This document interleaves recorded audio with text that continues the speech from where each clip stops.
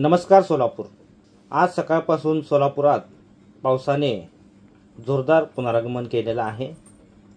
या पावसामुळे सीना नदीचा पूर वाढण्याची शक्यता आहे। मागील 2 दिवसांमध्ये पावसाने थोडी उघडीप दिली होती, त्यामुळे सीना नदीला आलेला पूर ओसरत होता। परंतु आज सकाळपासून जो पाऊस सुरू झालेला आहे त्या पावसाने या पुराचे पाणी वाढण्याची शक्यता आहे। त्याच पद्धतीने आजूबाजूला जे गावं आहेत सीना नदीच्या, त्यांना पुन्हा एकदा हा धोका निर्माण झालेला आहे। तसेच सीना कोळेगाव बंधाऱ्यातून ही पाण्याचा विसर्ग सुरूच आहे। त्याच पद्धतीने या सीना नदीच्या महापुरामुळे सोलापूर जिल्ह्यात मोठं नुकसान झालेलं आहे।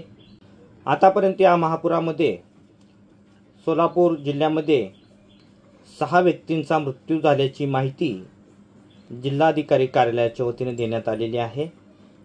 त्याच पद्धतीने 49 जनावरे या पुराच्या पाण्यामध्ये वाहून गेलेली आहेत।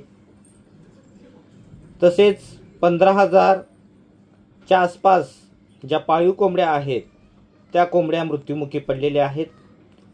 541 घरांची पडझड झाली असून 4059 कुटुंबाच्या घरात पाणी शिरलेले आहे।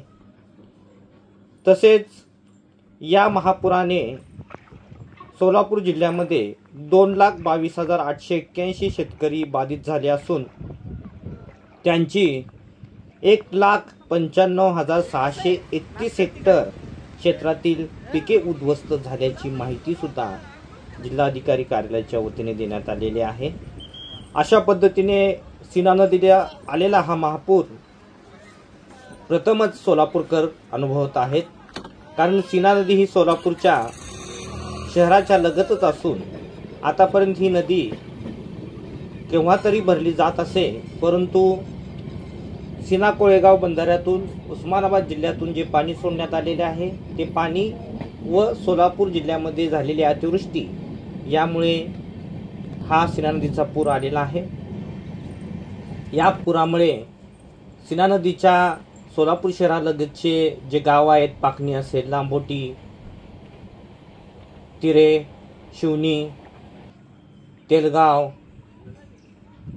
हातूर या गावामध्ये मोठ्या प्रमाणात शेतीचं नुकसान झालेलं आहे। त्याच पद्धतीने सोलापूर पुणे महामार्ग, सोलापूर विजयपूर महामार्ग, सोलापूर कोल्हापूर महामार्ग या महामार्गावरील वाहतूक ही थोड्याफार प्रमाणात बाधित झालेली आहे। त्याच पद्धतीने सोलापूरकर सुद्धा ह्या सततच्या पावसाला वैतागलेले असून आता हा पाऊस थांबावा अशी विनंती ते निसर्गाकडे करीत आहेत। लोकप्रवाह मीडियासाठी सचिन गायकवाड।